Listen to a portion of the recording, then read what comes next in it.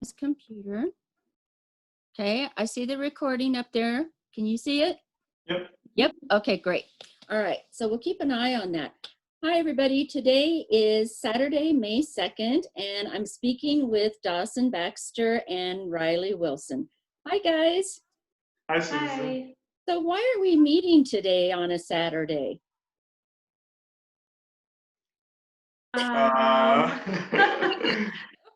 Because to talk. well, because yesterday we did an interview and got through the whole thing in only about 15 seconds recorded. So we're starting over.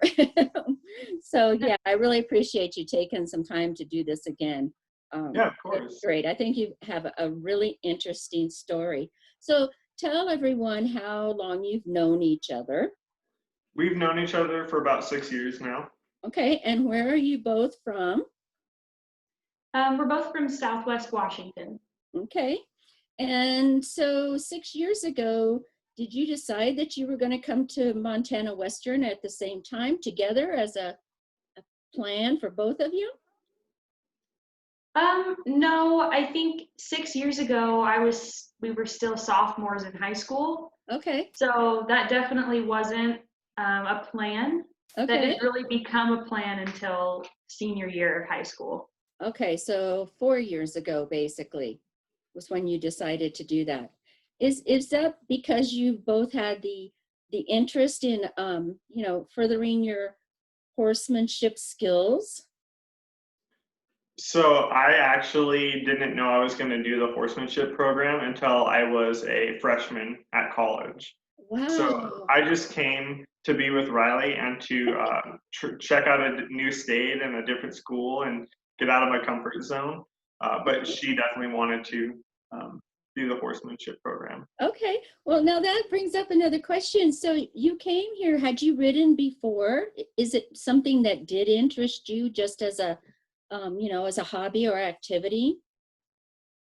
For who? For you, Dawson, for you, if you came without, declaring a major at that time, how did you get inspired? I'm just wondering if you had some horsemanship background before you got to Montana, or if it just came about after you were here.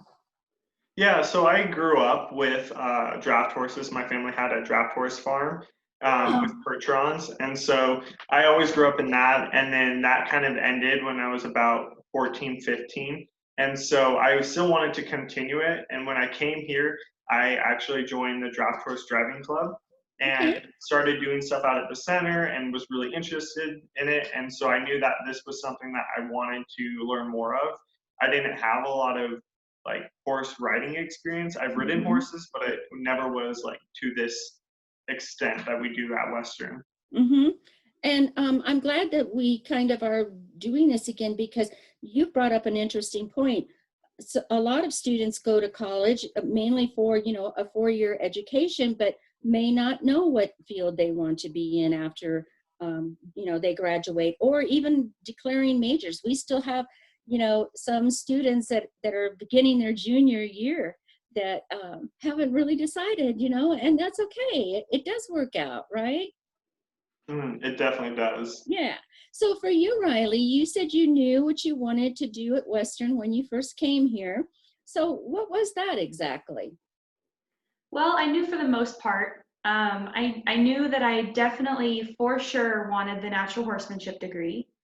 And then partway through my freshman year here, I decided to add a second degree, which was a biology degree with a pre-vet option. Oh, okay.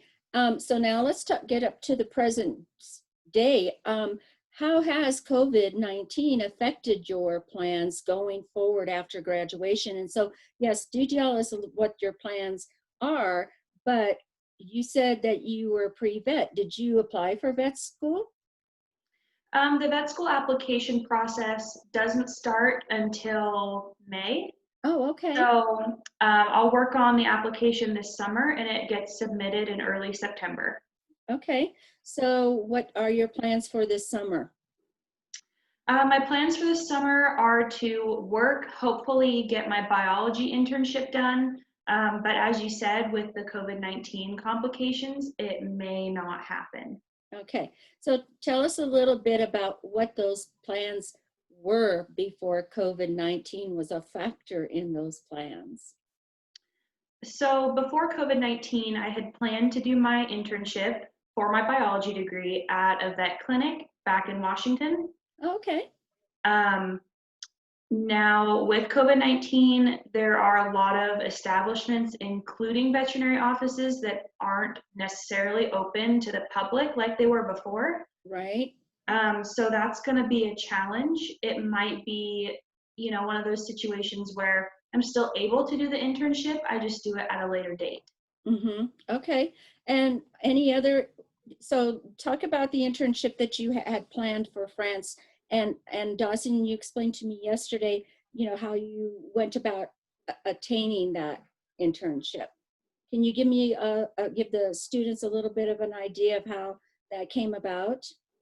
Yeah, so I heard of the France internship in my sophomore year and through the horse program, and I was interested in it, but I didn't think that would actually become a reality until Mhm. our junior year. At the end, we decided we just both wanted to try and see if we could ask to go, and we did, and everybody approved of that, and so uh, we just started making plans, getting our passports and stuff like that, and it would be 4 months um, in France. It'd be about like 45 minutes outside of Paris, Oh, and nice. it would be a kind of thing where we would take care of colts. We would kind of teach them. We would work with students there, and it would be really cool because I'd be able to work on lesson plans and helping and instruct and learn how to communicate with others. Yeah, it definitely sounds like an internship that is really suited for both of you and for both of your interests. And so that would be really great. So where does that stand right now? When were you planning on leaving and what do you know about that right now? We were planning on leaving fall, so for the whole semester, so fall 2020. Hmm. And as of right now, it's still very up in the air. We haven't signed any contracts or anything like that just yet. So we still have a long ways to go because everything was delayed about 2 months. So everything is just still up in the open, and we're Right. just right now working on kind of making a plan B for in case it doesn't happen. Okay. So working on that plan B, I'm going to go back to you, Rylee. Is what you thought you might do more of a possibility then? I know you said things, the clinics are closed, reduced scheduling, reduced um, availability, I guess, to pets and pet owners. So do you think that might happen before you actually get to France and that is a activity that you can do? I think that it's hard to say. We just learned yesterday that the stay-at-home order for Washington has been extended until June. Oh, wow. So it may not be a possibility. Okay, got you. Got you. And I did ask you yesterday, but I think it's interesting since you guys were from Washington. We do have some students from Washington, but most everybody is very familiar that the state itself was one of the first to have so many cases of COVID-19. And so how has that affected your families in Washington? What changes have they had to make? Um, it definitely has been an adjustment for everybody, I think. Hmm. I know both of our parents, they've been mostly working from home. Okay. Um, People really aren't going out anywhere. All retail at home is closed. Wow. So it's been an adjustment for sure. Wow. And probably the parks. So not a whole lot of recreation, which is one of the most, fantastic things to be doing in Washington. Going to the parks, even get to the beaches. And this time of year would be great fun, if you could do that. So yeah, do you guys have siblings, either one of you? Both of Yep. Yep. Yeah. Are they younger than you, older? All of my siblings are younger. Okay. And I'm a middle child. You are. Okay, so those younger siblings, are they staying occupied or are they going crazy or how for those guys? My younger siblings are mostly going crazy. Yeah, They're yeah, trying to stay occupied for sure. right. Um, but they don't have school for the rest of the year. So Washington public schools are done. Nice. So what actually then probably when you guys get back there, that'll be some excitement for them, for a while. The novelty will wear off, but I'm sure they'll be excited to have you back home. Yeah. Yeah. So when do you plan on leaving Dillon? And what if you don't have a plan after graduation in Washington itself? Yeah. So we plan on leaving a week from today, Okay. and so that's coming pretty quick. But definitely, I know I definitely don't quite have a plan laid out yet because of all of the stuff that's going on in Washington. So Mhm. I'm just kind of playing it by ear, and I mean, my overall plan is to like try to find a somewhere that like a horse barn that's still open and operating that just needs help, um, just to get some hours in, and it's not very public and stuff like that. Right, right. So that's what I'm saying is like you're going to go home and just chill out. Are you just not going to do anything? What, like it doesn't seem like either one of you would be okay not to do anything. Yeah. But maybe you'll find what that when you get there. So Mhm. anyway, I'm going to be posting some video of you guys, and if you still have any, you can certainly send them to me. But had this like little thing came to mind yesterday after we talked, and so um, I thought of this question: What uh, what do you get at horse school? What do you get from going to horse school? I think that's kind of a tricky question because there's not a simple way to answer that because I think that each experience in the program is unique for every person that goes through it. Mm-hmm. Um, but I definitely do think that it helps with, I mean, horses aside, it helps with basic problem solving skills. Um, Great. you learn more about the psychology of the horse and why they do things the way they do and how they think. And so I think that each experience is unique to everybody, but there are a lot of benefits to going through the program. Oh, Yeah. Dawson, you agree? Yeah. Yeah, definitely. You go through a lot of change. And like, I know when I first came here, I was really unconfident. I wasn't really assertive. And that's kind of changed. And I think the horse program, it was like the first day, our first class out at the center, that was like my biggest problem was I wasn't assertive enough with my horse to actually teach him something that he needed to Mm-hmm. know. Mm-hmm. And so I had to change that real fast. And it ended up leading me down a different path through my college experience rather than just doing a business degree and staying in the classroom and kind of, being allowed to be quiet and in the corner. Right. And really this is one of the things I think is so cool about equine studies, natural horsemanship. Most of those students are taking some business coursework.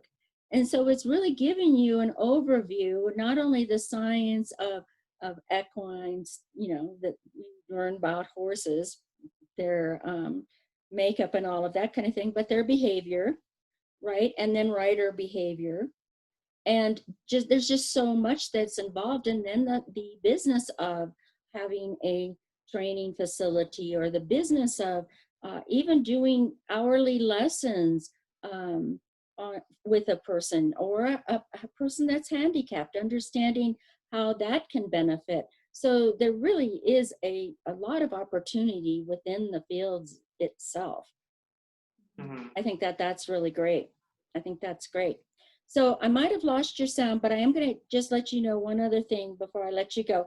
And so Rylee, I haven't really had a whole lot of chance to know you very well, but I would say that most people in Dillon have seen you working at Safeway, so I'm sure they're going to miss seeing you. And Dawson, I want to thank you for all of the contributions you've made to the Learning Center. And I would say that you are right on about how you've kind of opened up and had shown a lot more confidence, because I did see you using some of those skills that you have in tutoring with a group of 4 and 5 people, and being able to tutor with them and help all of them, but at the same time. I mean, it's really quite amazing. And that is exactly the kind of situation you might have in an arena with young writers, you know? Absolutely. I Yeah. definitely am very glad that I was able to work in the Learning Center, because it was congruent with my goals of being an equine trainer and instructor someday down in the future. And so it gave me a lot of skills and a lot of practice that I wasn't able to get in the classroom and in school. Well, good, because I do hope for all our tutors that it is both a rewarding and a giving. You're giving to your peers, you know, and then it comes back to you in several different ways. So building your skills is one of them. And I definitely challenged you by putting you at the front desk quite often. Because you're definitely forced to greet those people come in, and those people are strangers, you know, and so and then explain to them how the Learning Center works, and then also how you communicated with the other tutors was really, really great. So I'm definitely going to miss you, and I know the business students are going to miss you as well. And again, thank you both for your contributions. And I would like to touch base with you maybe at the beginning, right after the school year starts, to see how you're doing, see if you've made any progress towards getting to France. And I'm really keeping my fingers crossed for you. I hope it works out. I think it'd be an amazing experience. So enjoy your summer, enjoy Washington, and thanks again, you guys. Thank you. See you. See ya. I'm going to turn off the recording. 1 second. Let's see, where is it at? There it is.